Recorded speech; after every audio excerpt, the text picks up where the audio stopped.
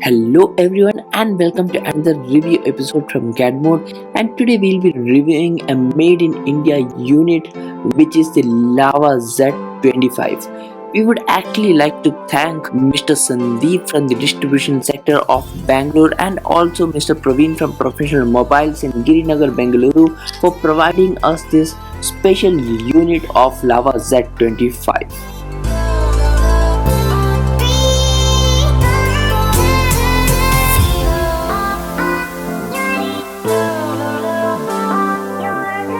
Now coming to the build and design of the phone, the Lava Z25 offers similar design and build quality as we can see on the other phones in the same pricing category. There is nothing special about the design, and we could add the fact that the Z25 actually looks like a Xiaomi Redmi Note 3. The metal back, rounded edges and curved glass display are the design traits that most of the companies follow while manufacturing their handsets. The phone comes with a hybrid SIM card setup wherein you can actually use a SIM card and a memory card or two SIM cards without a memory card. On the back you have the 13 megapixel shooter along with the LED flash and fingerprint sensor. On the front you have the 8 megapixel front selfie camera, and you do not actually have a physical home button. You get a bright 5.5-inch display, but it is just a 720 pixel panel. In terms of software, the Lava Z25 runs on Android 6.0 Marshmallow on top of Lava's own Star OS version 3.3. And having said that, there is no major announcements regarding the Android 7.0 update from the company's side. The user interface does not add much by way of functionality or features, but it is actually a pretty straightforward implementation. You get some of the gesture controls, but nothing really innovative or revolutionary comes out of that. And driving deeper into the settings for the themes and all, we actually found out that there are only 3 themes and more of it cannot be added. You cannot set a lock screen wallpaper, and pressing the recent menu actually opens the option menu for some of the home screens, and this is something that will actually take you back to the ice cream sandwich days when you had this option to open the home screen menu.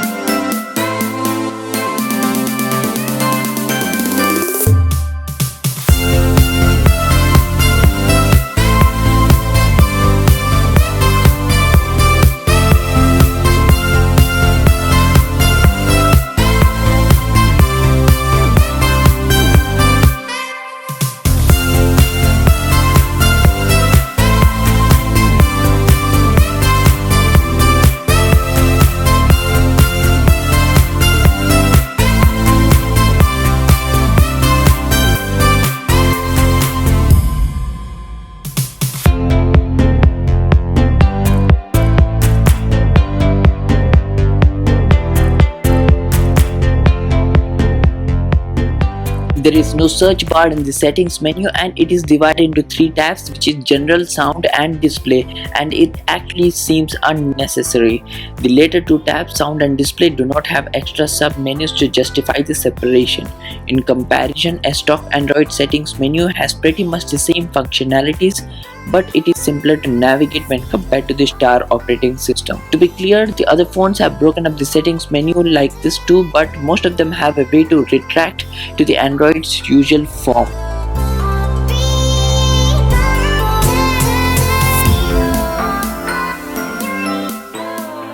Now coming to the fingerprint sensor of the phone, this is something that the company claims is the fastest out there in the market.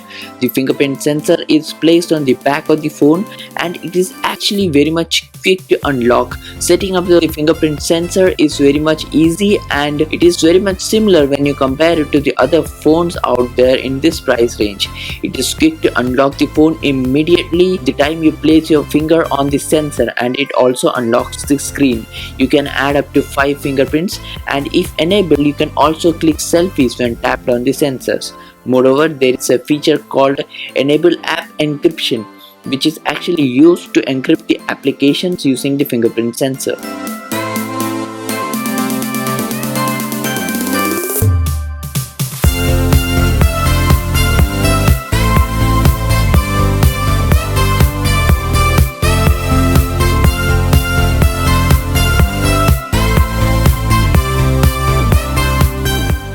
Speaking about the camera aspect of the phone, the Z25 touts itself for its stunning photo quality.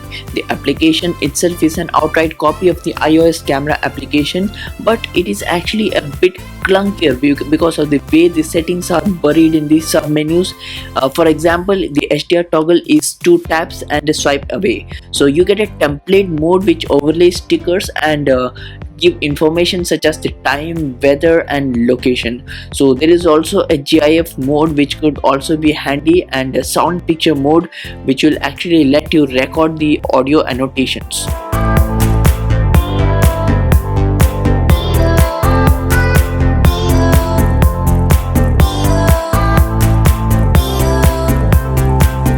The photos came out just about to be okay, with nothing really to boast about or special. The daylight shots tended to be a little washed out, and the textures did not come through all that well.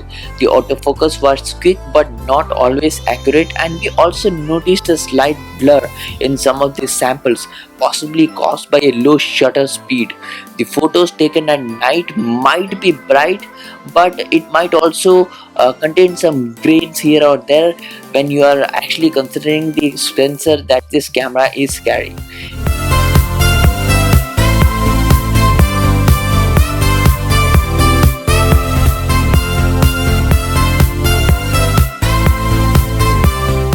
So this was our review of the Lava Z25 that is available in the Indian market for a price tag of 18,000 rupees. Do give a thumbs up toward this video, like this video, share this video and subscribe to our channel for much more further updates. And do not forget to press the bell button that is just below the subscribe button so that you do not miss our latest technology updates.